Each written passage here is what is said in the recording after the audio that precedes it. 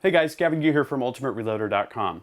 In this video, I'm going to show you full progressive loading of 40 Smith & Wesson on the RCBS Pro Chucker 5. Now, in each of these videos, I like to show something a little bit different to give you guys a well-rounded perspective on the equipment I'm showing. So if you want to see full die setups, for instance, you should check out the 45 ACP video.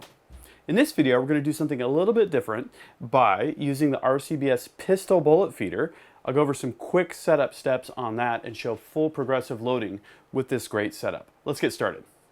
When I went to mount the pistol bullet feed bowl, I ran into a little bit of a surprise. I'm using a couple of the RCBS mounting plates here. I've got the press mounted to one, which I showed in the installation and setup video after the unboxing video.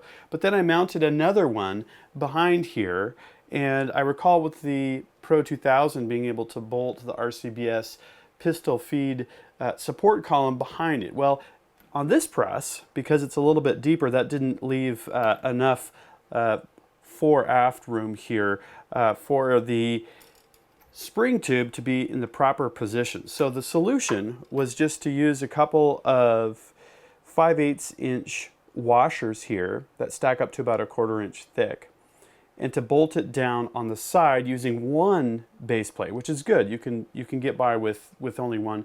Works really good. I've got a custom bullet tray here that I've fabricated, and it turns out that it works great clamping it right here to the column that supports the pistol bullet feed bowl.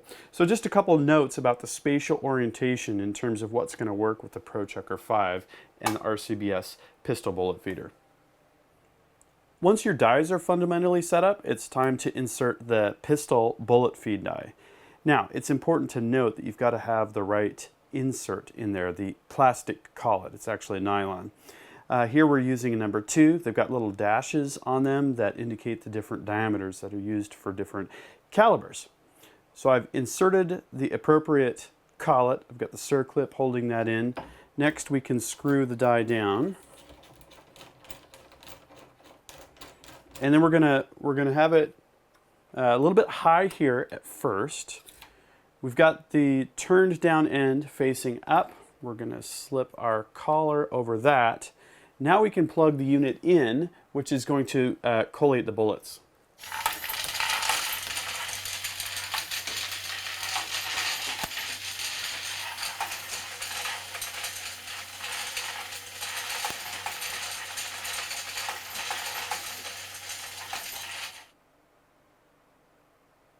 All right, now that our bullet drop tube is done dropping bullets, what we can do is we can take a case here, and we want to run it through all of the stations, because I don't like to, leave cartridges in a state where they're loaded with powder and a bullet, but they don't have a good primer in them. So we've already set up our dies. We've got a case here with its mouth expanded.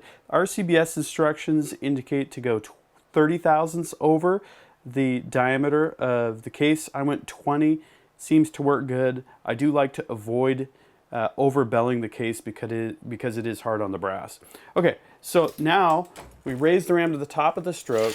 We're gonna wait for a bullet to drop just like that. Now we're gonna go a half turn more and lock the ring down. That's it. It's very straightforward. It's a very quick setup process.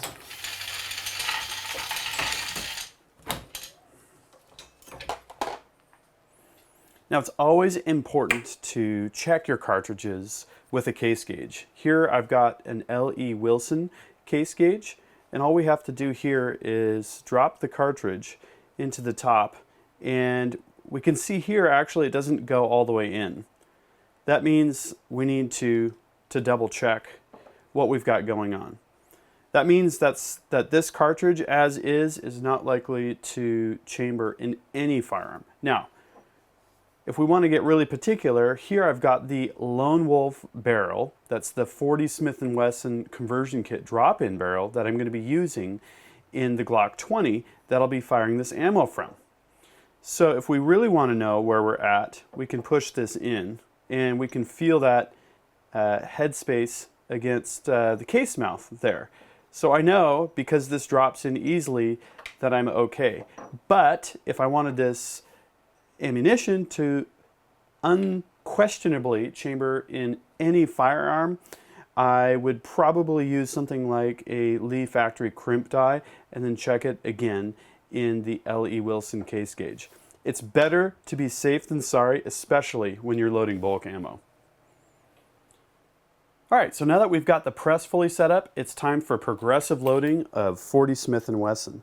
So each time I'm going to insert a case at the back here. I'm going to feel for positive priming action.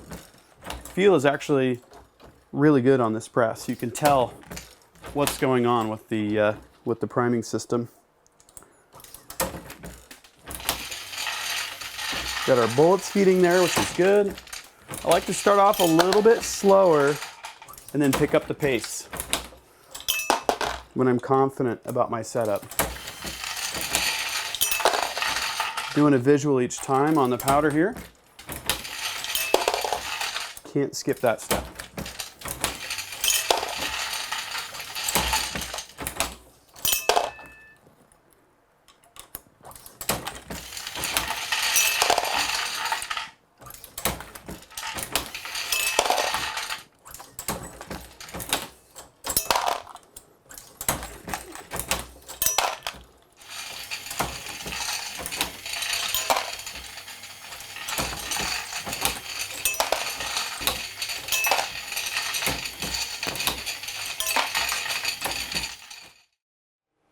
As you can see, this is a smooth setup for loading 40 Smith & Wesson.